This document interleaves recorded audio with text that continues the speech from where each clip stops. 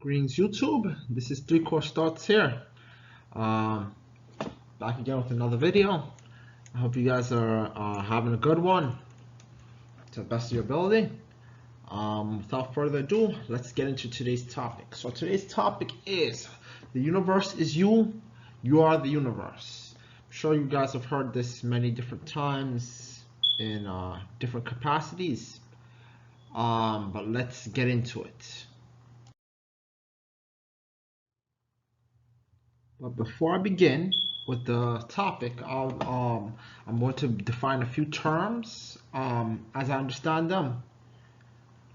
And also before I begin, if you like the video, just want to give a little reminder. If you like the video, please don't forget to give it a like, share, comment if you have any tips that can improve the video or any things you want insights on. See if I can help you out with that, and also subscribe. With that being said, let's move on to the video. So, the definition number one is universal law. So, what is that? It's generally when I use that word, I'm going to be describing certain particular set of rules that the universe, as we understand it, follows on a common basis. But quotation marks on a common basis because it's ever changing. As of current, I believe there are 12 of them. I'm not going to be going into that in this video. If you want, you can Google that, or if anything, I can do another topic on that for another time. The next definition is macrocosm. So macrocosm generally is, to put it in a nutshell, is a grand whole. So it's like the complete package, if you will, everything all together. It's complex, it's a lot. Probably you hit more of that mark when you're being general. I had a video on that earlier, importance of being general. And then the next one is macrocosm. So these are a smaller scale. Generally speaking, it's like separate pieces. So if you go into the realm of being more specific and so forth, that is more along the lines of macrocosm. Now I've been saying, and I said at the beginning of the video's topic is we are the universe is us. So what I mean by that is that we project things in the universe and the universe projects things on us, and it's back and forth. So that being said, how do we, little us, affect the universe? Well, we do this via the universal laws which I described earlier. And this is via your actions and your intent. So not only actions, but also what you intend. I had a previous video where I talked about deciphering between different truths and lies and how technically they're one and the same depending on the circumstance and the intent of the person. But to put that simply, the action would be like cause and effect, chain reaction, which in essence is another form of cause and effect. And intent is very similar.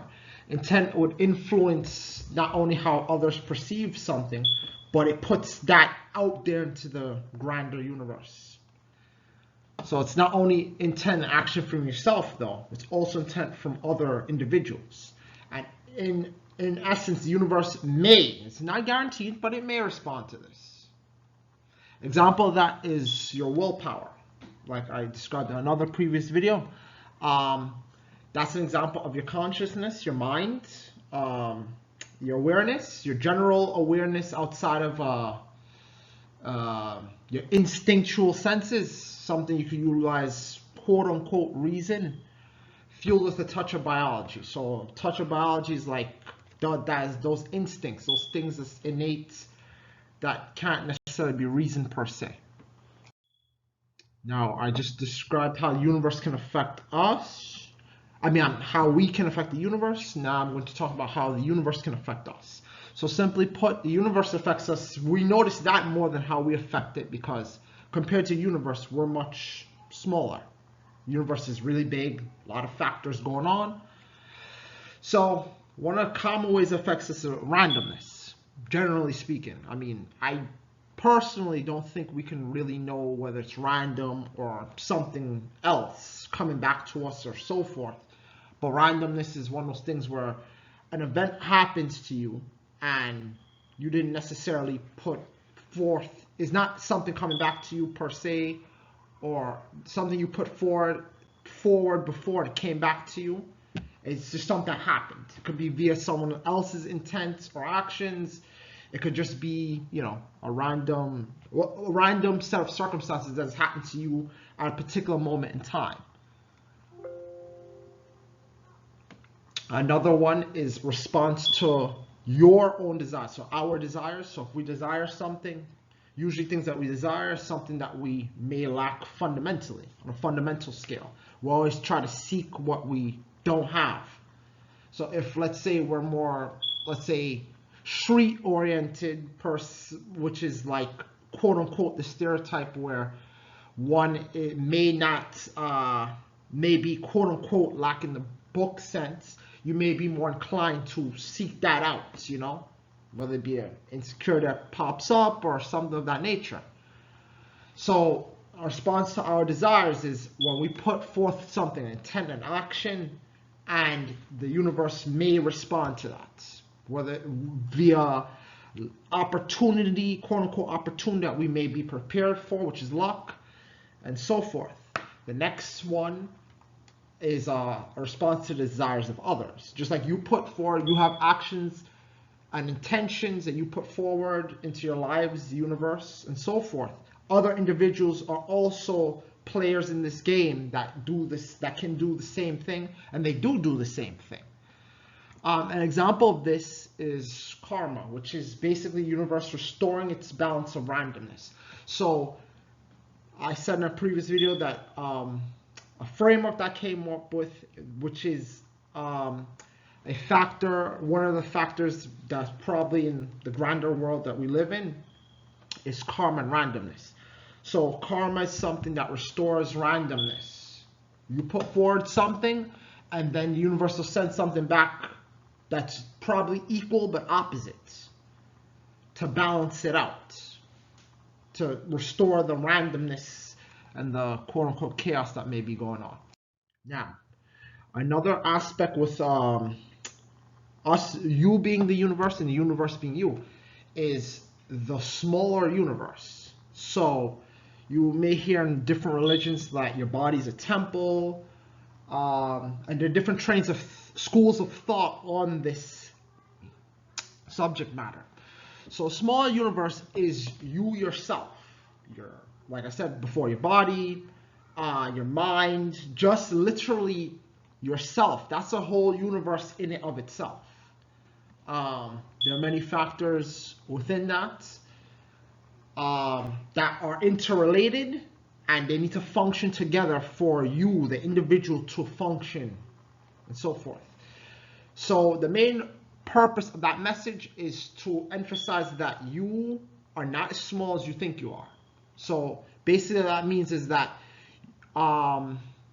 you may have be like, oh, my voice doesn't count, it doesn't matter, and so forth.